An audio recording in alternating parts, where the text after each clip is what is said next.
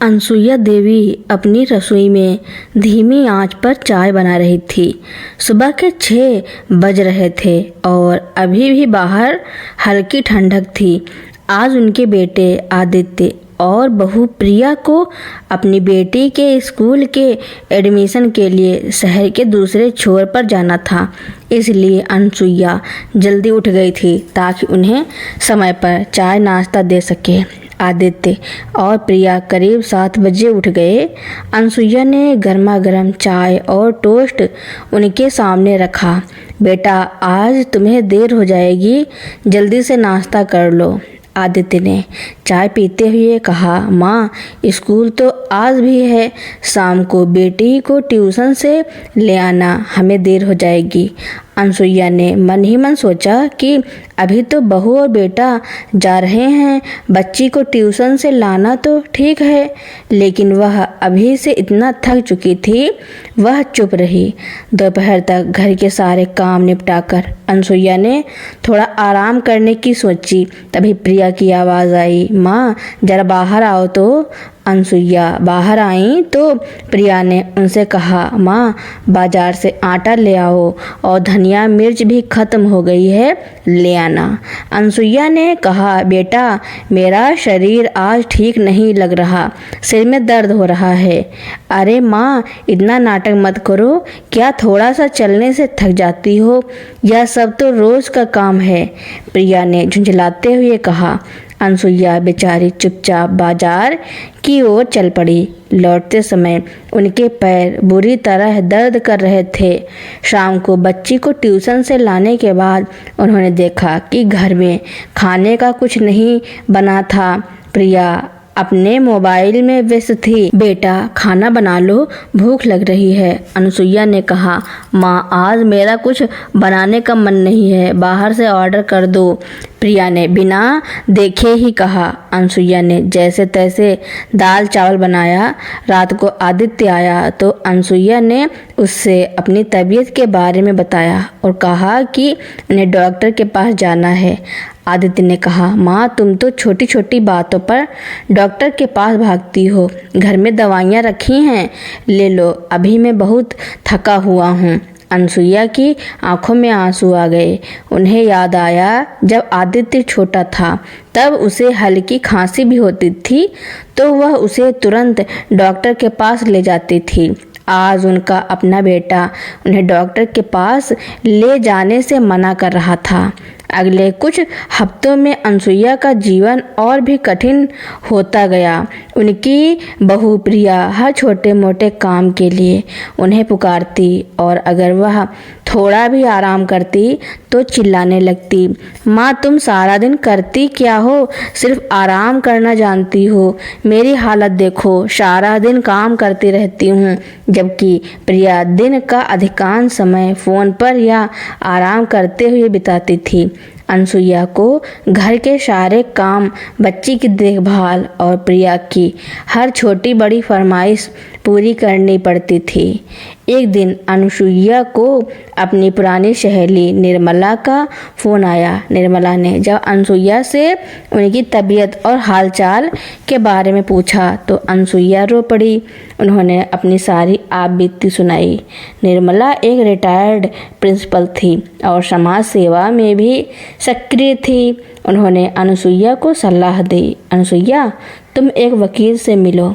तुम्हारे पति ने अपनी सारी प्रॉपर्टी तुम्हारे नाम की थी और उसके कुछ कागजात मेरे पास भी हैं। मुझे याद है कि तुम्हारे पति ने बताया था कि उन्होंने तुम्हारी सुरक्षा के लिए यह सब किया है। अनसुईया को याद आया कि उनके पति ने कुछ कागजात उन्हें दिए थे और कहा था कि ये उनके बुढ़ापे में काम आएंगे। उन्होंने कभी उन कागजातों को ध्यान से देखा नहीं था क्योंकि वह हमेशा से सीधी साधी और घरेलू महिला थी। निर्मला ने अनसुईया को एक वकील से मिलवाया। वकील ने कागजात देखकर बताया कि अनसुईया के नाम पर एक बड़ी ज़मीन थी जिसे उनके पति ने बहुत पहले खरीद लिया था और उसकी कीमत अब करोड़ों में थी। साथ ही उनके नाम पर अच्छी खासी फिक्स डिपॉजिट भी थी। अनसुईया को अपनी आंखों पर विश्वास नहीं हुआ। उनके पति ने उनके भविष्य के लिए कितनी बड़ी योजना बनाई थी। वकील की मदद से अनुसुईया ने जमीन बेची और एफडी तुड़वाई। उन्हें 5 करोड़ रुपए मिले। अनुसुईया ने सबसे पहले अपने लिए एक छोटा सा आरामदायक फ्लैट किराए पर लिया। उन्होंने एक सहायक को रखा जो उनके लिए खाना बनाता, घर की साफ सफाई करता और उनका ध्यान रखता। अब अनुसुईया का जीवन बिल्कुल बदल गया था। वह आराम से रहती थी, अपनी पसंद का खाना खाती थी और निर्मला और अपनी अन्य सहेलियों से मिलती जुलती थी। उनके चेहरे पर फिर से मुस्कान आ गई थी। आदित्य और प्रिया को जब अनसुईया के पास पैसे होने का पता चला तो उनके होश उड़ गए। वे तुरंत अनसुईया के नए घर पहुँचे। माँ, आप इधर अकेली क्यों रह रही हैं? घर चलिए, हम आपकी देखभाल करेंगे। आपकी उम्र हो गई है, आप अकेले कैसे रहेंगी? आदित्य ने बनावटी चिंता दिखाते हुए कहा। प्रिया ने भी कहा, हाँ माँ, हम आपको बहुत याद करते हैं। आप घर चलेंगी तो हमें कितना अच्छा लगेगा। अनुसुईया मुस्कुराई। बेटा, मुझे अब तुम्हारी सेवा की कोई ज़रूरत नहीं है।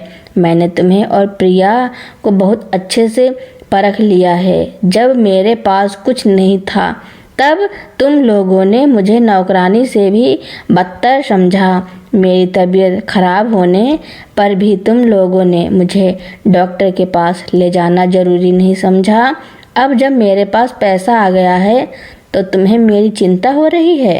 उनकी आवाज़ में एक कठोरता थी जो आदित्य और प्रिया ने पहले कभी नहीं सुनी थी।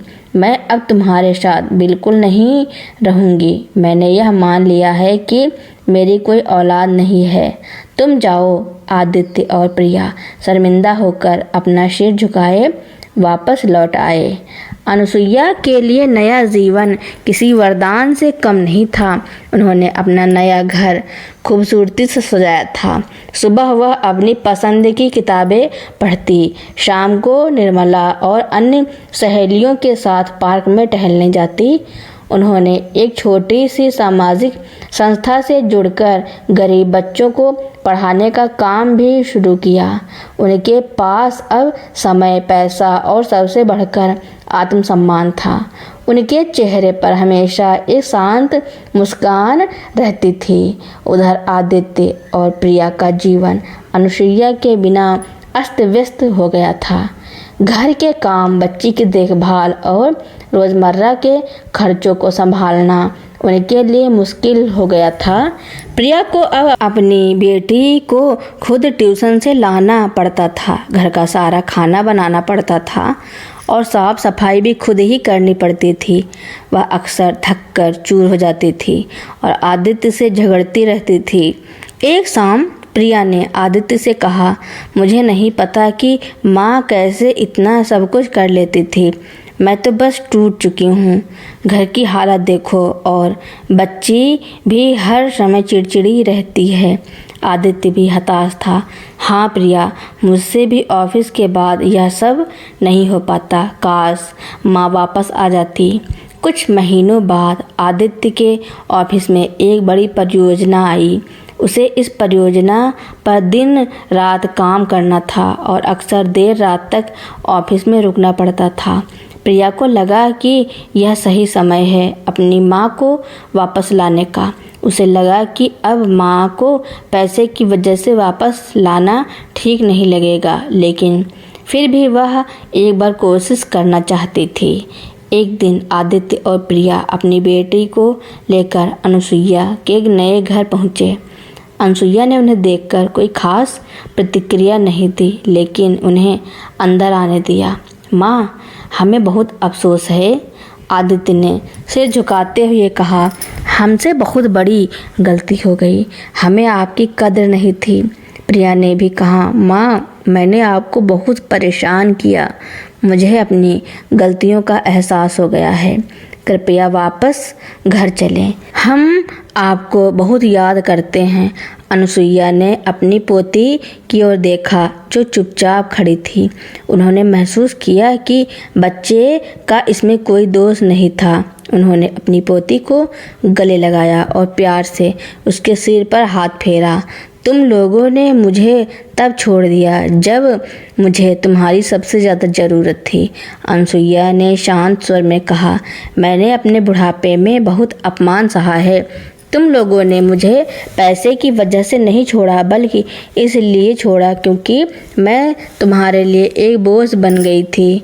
और अब जब मेरे पास पैसा है, तुम वापस आ गए हो। उनकी आंखों में आंसू नहीं थे, बल्कि एक मजबूत दृढ़ता थी। मैंने अपने जीवन में बहुत उतार चढ़ाव देखे हैं बेटा, अब मुझे अपने जीवन में शांति मिल गई है। मैं अब तुम्हारी सेवा करने के लिए वापस नहीं आऊँगी। मैंने तुम्हें माफ़ कर दिया है, लेकिन मैं तुम्हारे साथ नहीं रहूँगी। तुम लोग अब बड़े हो गए हो, अपने जीवन की जिम्मेदारी खुद संभालो।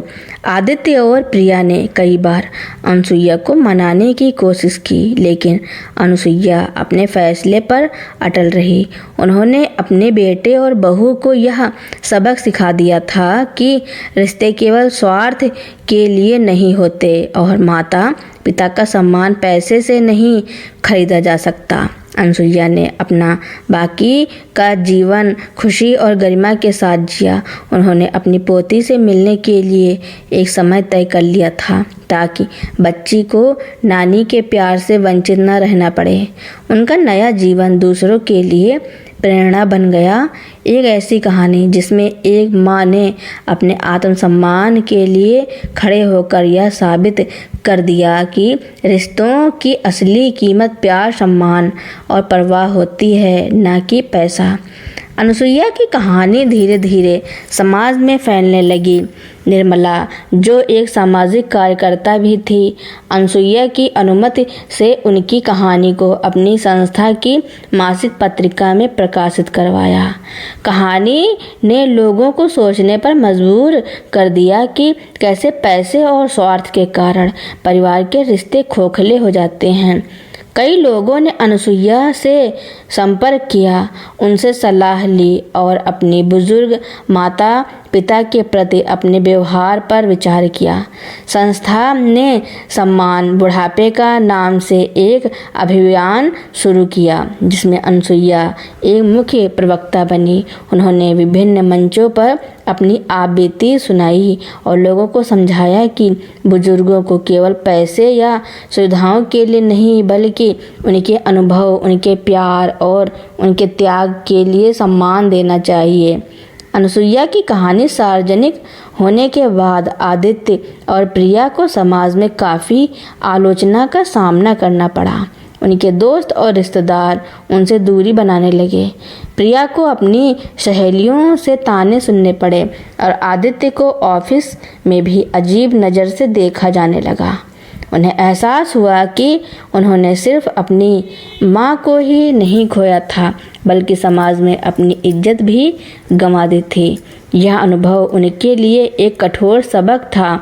उन्होंने अपनी गलतियों को स्वीकार करना शुरू किया और अपनी बेटी को बेहतर संस्कार देने का फैसला किया।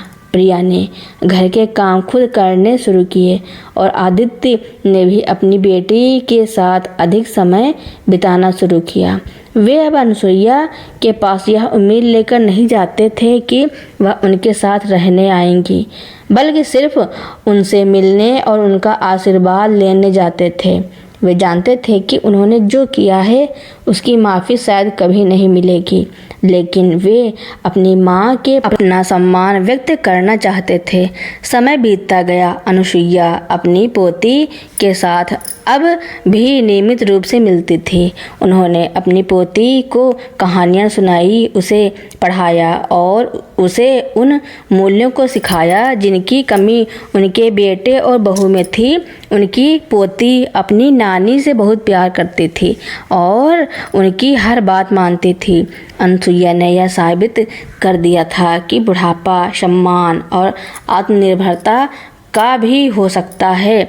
उनकी कहानी ने न केवल उनके अपने जीवन में बदलाव लाया, बल्कि कई परिवारों को भी अपने बुजुर्गों के प्रति अपने दृष्टिकोण पर पुनर्विचार करने के लिए प्रेरित किया। यह एक शक्तिशाली संदेश था कि प्यार और सम्मान का कोई विकल्प नहीं होता और रिश्तों की असली कीमत पैसों से कहीं ज़्यादा होती है। अनुसुईया का जीवन अब केवल उनका अपना नहीं रहा था, वह एक मिसाल बन चुका था। उनकी कहानी सिर्फ समाज सेवा की पत्रिकाओं तक सीमित नहीं रही, बल्कि स्कूलों और कॉलेजों के पाठ्यक्रम में भी नैतिकता और मानवीय मूल्यों के एक उदाहरण के रूप में शामिल की गई। युवा पीढ़ी को यह सिखाया जाने लगा कि कैसे परिवार के बंधन को धन और भौतिकवाद के ऊपर रखना चाहिए। अनुसुईया ने अपनी पोती के साथ जो समय बिताया था वह उसके व्यक्तित्व पर गहरा प्रभाव डाल रहा था। वह अपनी दादी की तरह ही दयालु, मजबूत और आत्मसम्मान वाली बन रही थी।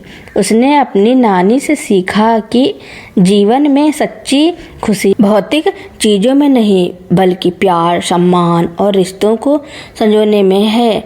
जब वह बड़ी हुई तो उसने भी समाज सेवा के क्षेत्र में कदम रखा। अपनी नानी की विरासत को आगे बढ़ाते हुए आदित्य और प्रिया अपनी माँ के फैसले के बाद एक गहरी आत्मचिंतन की प्रक्रिया से गुजरे। उन्हें अपनी गलतियों का वास्तविक एहसास हुआ और उन्होंने अपने जीवन में बदलाव लाने का संकल्प लिया।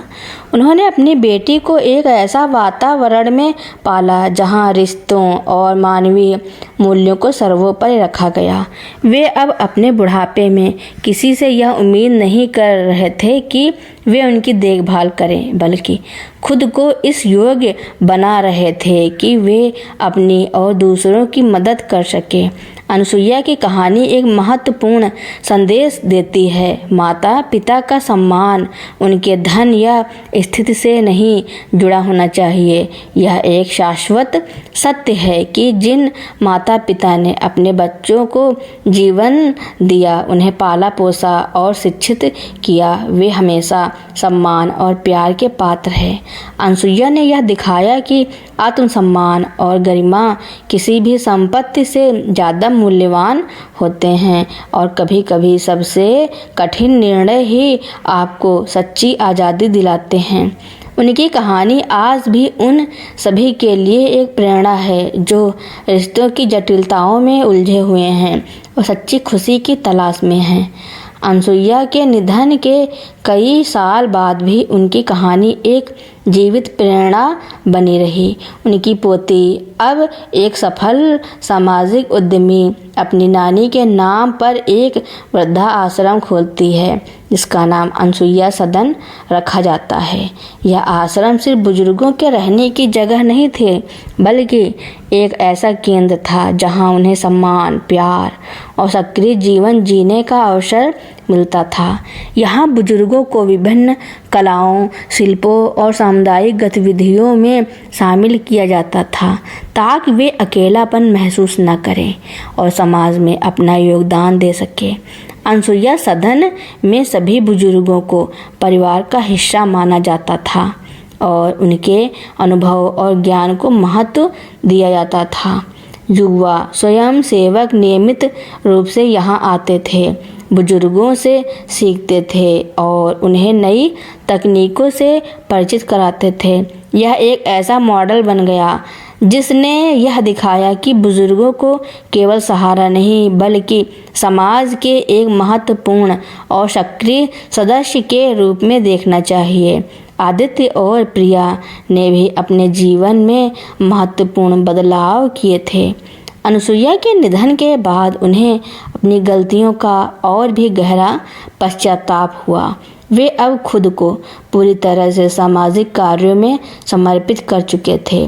प्रिया ने एक एनजीओ के साथ मिलकर बुजुर्गों के अधिकारों के लिए काम करना शुरू किया और आदित्य ने अपनी कंपनी में बुजुर्ग कर्मचारियों के लिए बेहतर नीतियों को लागू करने में मदद की। वे अक्सर अनुसुईया सदन आते थे, वहाँ के बुजुर्गों की सेवा करते थे और अपनी बेटी को भी वहाँ लाते थे ताकि वह अपनी नानी के मूल्यों को याद कर सके। उन्होंने कभी भी अनुसुईया की संपत्ति पर दावा नहीं किया, बल्कि उसे अनुसुईया सदन के विकास में दान कर दिया, यह समझते हुए कि उनकी माँ की असली विरासत पैसा नहीं बल्कि उनके सिद्धांत थे। अनुसुईया की कहानी एक शक्तिशाली प्रतीक बन गई थी, त्याग, आत्मसम्मान और मानवीय संबंधों की पवित्रता का प्रतीक। यह हमें याद दिलाती है कि रिश्ते अनमोल होते हैं और उन्हें पैसे या स्वार्थ की तराजू पर नहीं तौला जा सकता। एक माँ का प्यार निस्वार्थ होता है और उसका सम्मान करना हर बच्चे का परम कर्तव्य है। अनुसुईया ने यह साबित किया कि उम्र कोई बाधा नहीं होती। जब आत्मसम्मान और दृढ़ संकल्प हो, उनकी विरासत आज भी समाज को यह सिखा रही है कि सच्चा धन रिश्तों में है और सबसे बड़ी सफलता मानवीय मूल्यों को बनाए रखने में है। अनुसुईया की कहानी और अनुसुईया सदन की सफलता ने एक और महत्वपूर्ण बदलाव लाया। युवा पीढ़ी जो पहले अक्सर अपने कैरियर और शहरी जीवन में व्यस्त रहती थी, अब बुजुर्गों के प्रति अधिक संवेदनशील हो रही थी। कई युवा पेशेवरों ने अनुसुईया सदन में स्वयं सेवा के लिए समय निकालना शुरू कर दिया। वे बुजुर्गों के साथ बातचीत करते, उनसे कहानियाँ सुनते और उनके अनुभव से सीखते। यह केवल एक तरफा मदद नहीं थी, युवा भी बुजुर्गों के ज्ञान और शांत स्वभाव से प्रेरणा लेते थे, जिससे उनका अपना जीवन अधिक संतुलित और अर्थपूर्ण बनता था। ये इस बदलाव का सबसे बड़ा प्रतीक अनुसुईया की अपनी पोती थी। उसने नानी के सिद्धांतों को केवल अपनाया ही नहीं, बल्कि उन्हें आधुनिक संदर्भ में ढाला। उसने डिजिटल प्लेटफॉर्म पर जनरेशन ब्रिज पीढ़ीगत पुल नामक एक पहल शुरू की, जहां युवा और बुजुर्ग एक दूसरे से जुड़ते थे। इस पहल के माध्यम से युवा बुजुर्गों को तकनीक सिखाते थे और बुजुर्ग युवाओं को जीवन के अनुभवों और पारंपरिक ज्ञान से अवगत कराते थे। यह एक ऐसा आदान प्रदान था जिसने समाज में पीढ़ीगत खाई को पाटने का काम किया। आदित्य और प्रिया अपनी माँ की विरासत को अपनी आंखों के सामने पनपते देख रहे थे। उनके जीवन में अब पछतावे की जगह एक नई समझ ने ले ली थी। वे अब अपने बुढ़ापे की योजना केवल आर्थिक सुरक्षा के आधार पर नहीं बनाते थे, बल्कि यह भी सुनिश्चित करते थे कि उनके बच्चे रिश्तों के महत्व को समझें।